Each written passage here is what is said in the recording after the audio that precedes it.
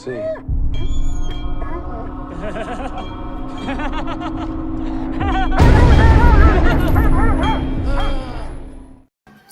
Alright guys, so it's SLUSHIE.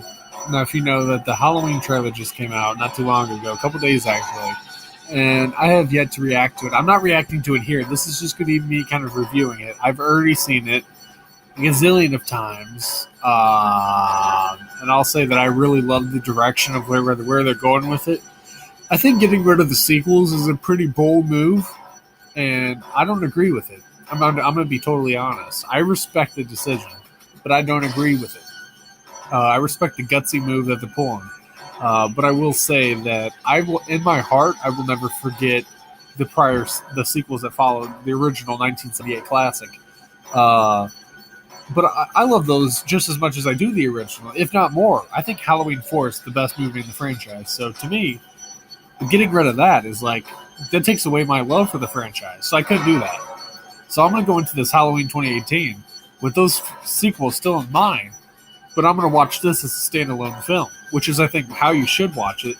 Because if you're a really big fan of those sequels, then you wouldn't want to get rid of them, right? This is why people hated Jason Goes to Hell. Because in Jason Goes to Hell, they said none of the sequels matter, only the first one. People hated that. They're like, why? Why would you do that? We love the sequels. Even if they were trashy, even if they sucked, we love them. We grew up with these. They're memories. Halloween 4 is the first one I watched. I loved it. It got me into horror and Michael Myers. So I loved it. But this movie is very interesting. I'll support Blumhouse on whatever they do. I respect them because I'm literally going to be working for them here in a short while. Just give me about 5 minutes. That's an exaggeration. But if they were to call me in 5 minutes, you better believe me, I'd be on the first flight to Cali that I can get. I don't really care for California, but to meet Blumhouse and Jason Blum and his crew would be pretty awesome, and be able to make a film with them. That's all aside. That's just in my future.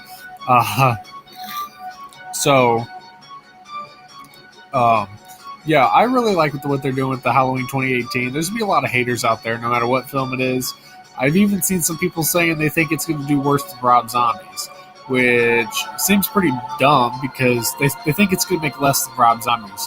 That doesn't make any sense because Rob Zombie's, everyone right away, whenever those came out, the trailers and everything, oh, it's going to suck. It's going to be trashy. What is this?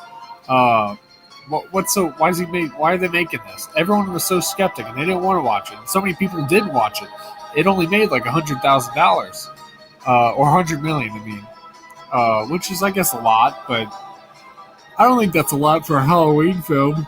Oh, excuse me. Oh my God, I'm tired. It's literally 1:43. Yeah, I would say that it's going to surpass Rob Zombie's by far. Number one, it's a Blumhouse. It's going to be a good Blumhouse movie. Number two, it's a Halloween movie with the OG Michael Myers, like the closest you can get to the OG Michael Myers. I realize Nick Castle's only in a couple of scenes. He's in a mirror scene. He's standing in front of a mirror in the trailer. And then the other one is him just standing stiff in the courtyard at the hospital or the sanitarium or the mental facility. So, yeah. And also one thing you want to think about is, how did the cops capture him after the OG movie? There's a lot of theories out there. I'd like you guys to put yours in the comments below. What I'd say is the way that they got him is after Loomis shot him, he gets up. You notice there's that big pool of blood where Michael fell down off the balcony. He gets up. He probably walks a little bit, maybe gets down, past some backyards and stuff. The police start looking for him. They find him unconscious, either on the grass or in the road, because he lost so much blood that he just couldn't walk anymore. And then he goes unconscious. They capture him. They give him medical attention. They bring him back to the facility, and he's captured for the next 40 years. And then, what are the odds he breaks out again on Halloween? You'd think they'd really put him in maximum security on Halloween nights nowadays. Every Halloween now, well, whether it be 40 years later or 15 years later, he comes back on Halloween.